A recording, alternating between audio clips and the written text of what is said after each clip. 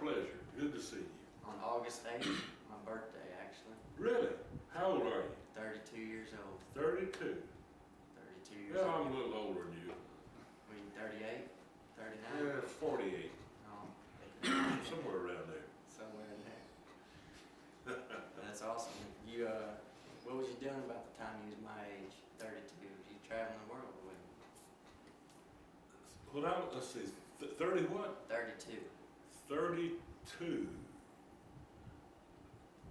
32, I was on the road with Johnny Cash. And I don't remember the exact place that we was playing that many years ago today. Yeah. I ought to remember that, hadn't I? No, I would. How'd you get started? You know, you're from here in Jackson, Tennessee. Where'd you start out? How'd you get started, and what led you to play with Johnny Cash? Actually, I started in the business before I worked with Johnny Cash. Right. And it's kind of a strange thing happened, that the reason that I got in the music business. I was born in a little town about 50 miles from here down on the Tennessee River. It's called South Hello, Tennessee. And my dad was a farmer and a mechanic, and he passed away when I was 10 years old. And my mom met a fellow from Bemis out of here. Now it's in the city of Jackson, but then it was a little separate town. And they got married, and I moved to Bemis in, I think, 49, something like that. And the music part of it happened after that. It just so happened that Carl Perkins and his two brothers, his family, lived in Bemis, the same area. And I met them.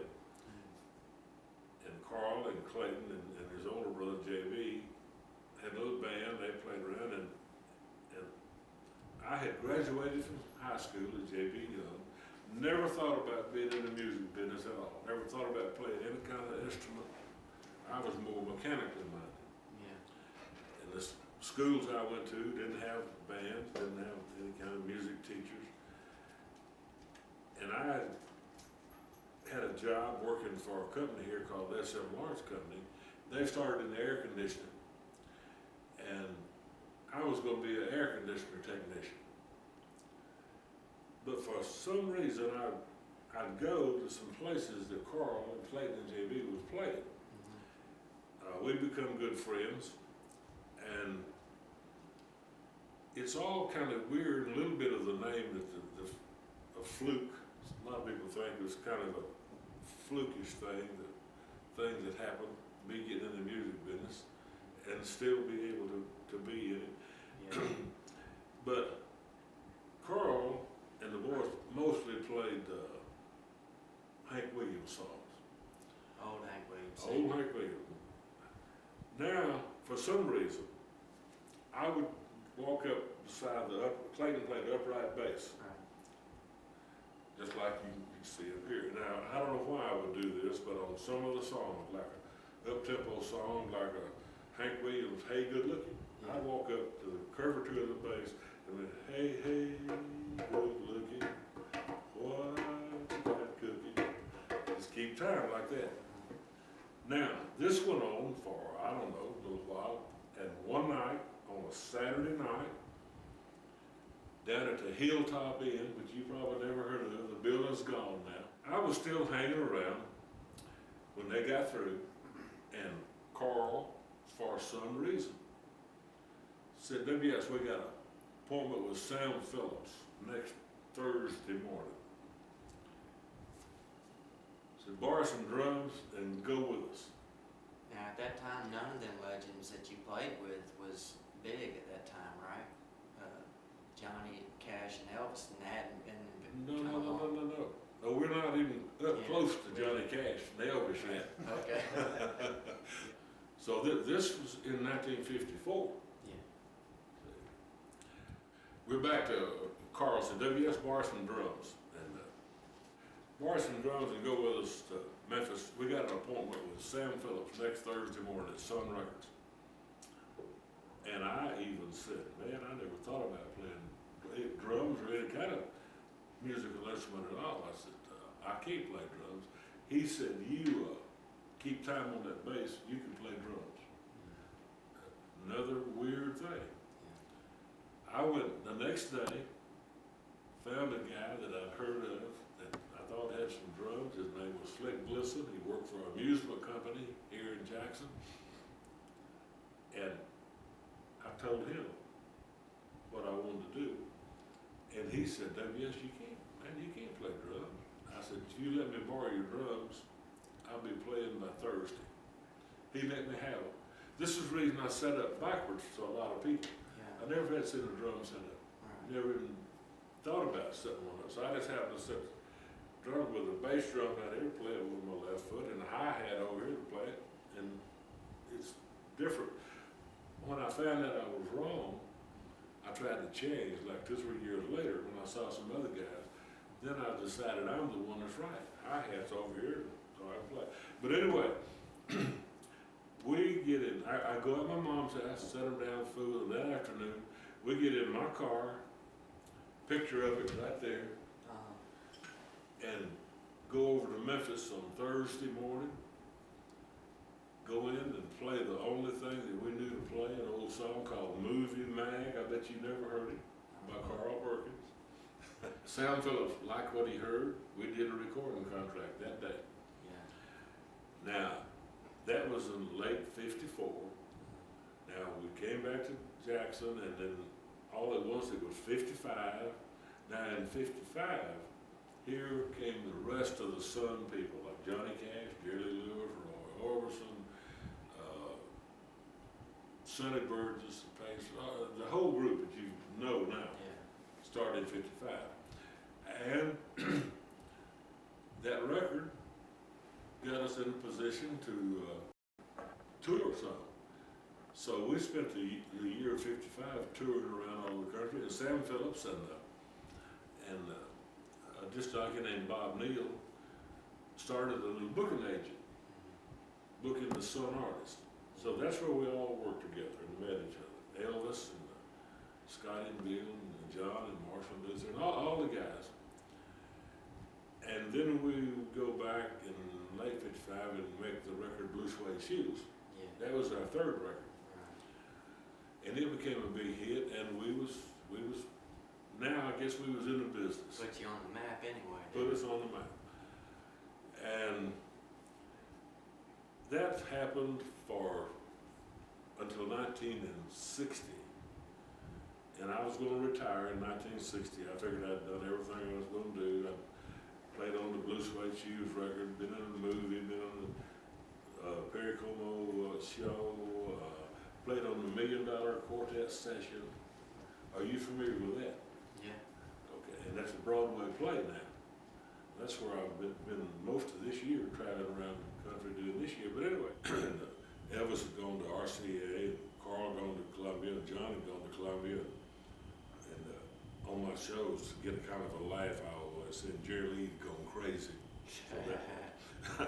But anyway, I didn't get to retire. Just as I was going to retire, Joyce and me was just getting married, and I was going to get a real job. Got a call from Johnny Cash. He wanted me to go with him on a 2-week trip. One of his first engagements, his big engagements, big building up in New York. And I went with him for those 2 weeks, and that 2 weeks lasted almost 40 years. So during that time, there's so many. If we had a couple of months to do this, we could tell a few of the things that happened.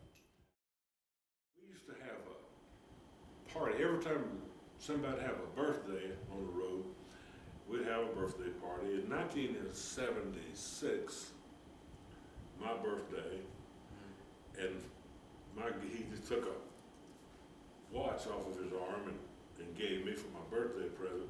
I didn't realize what it was that day, but it's a Patek Philippe watch, real expensive watch.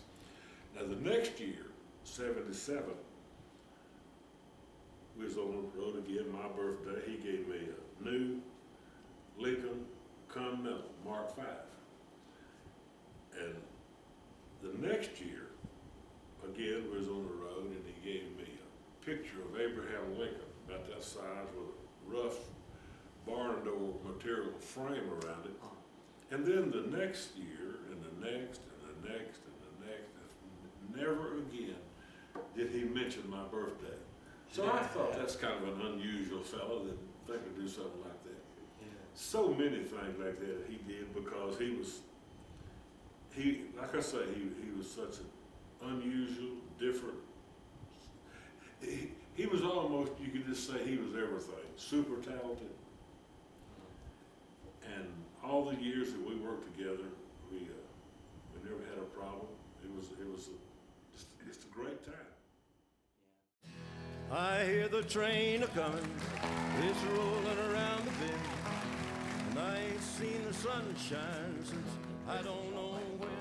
I'm stuck in Folsom. Well, that was another thing that John wanted to do that was kind of different and a little strange. He liked to play those prisons, but the Folsom prison, the one that was more famous than any other recording we did, we was talking about going in and recording it. And this is how much I knew about the business. I said, man, he won't ever pay for the tape. But it turned out to be one of the biggest things that we ever, it was the thing that started John to big time superstar. Sort of rebel kind of. Yeah, and we didn't think anything about it. As far as any kind of danger or being scared, it didn't happen. All the inmates, fact of it is, the audience reaction to those inmates is one of the things that I think made it such a big record. They were nice. It couldn't have been a better audience. Then the next year, that was in '68. And then the next year we went to San Quentin. And it's kind of funny about the prison shows. Now, Folsom Prison Blues that were recorded in Folsom was a big. Now the next big record was Boy Named Sue.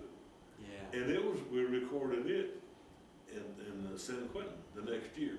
And another kind of, we're talking about Johnny Cash being different or little strange. Yeah. We didn't have any. We didn't know about the Boy Named Sue. Yeah. A boy named Shel Silverstein had sent him a poem. Now, in the middle of the show, John comes out of his pocket with a paper. I didn't know what it was, and we didn't have the big monitor system then. Yeah. And he started reading that. Well, we couldn't hear it, but now Carl Perkins was playing guitar that day, and he could hear from John's mouth what he was saying. He walks good. Then he just kicked off a little thing on the guitar. And when he kicked that off, then I could hear his amplifier and just started playing. Yeah. And we finished it. And the first time that I really heard it was back in the studio, listening to it, trying to get a mix good enough to release, but it never did get that good, but we released it anyway. Another big thing that started Johnny Cash into big time stardom. Then later, in '69, '70, '71, did the TV show. Yeah. So there's so many things that wasn't rehearsed, wasn't planned. Nobody had any idea it was going to happen. And I look back at it now and said, I don't know how we did it. Explain a little bit about how illness has affected you and your family and your career. I know, the passing. Well, as far as John's illness, the only problem that he ever had, he wanted to do the drugs too much, but it never was anything that affected us all that much, because most of the things that you read about and that you heard about, it's things that happened while we was off.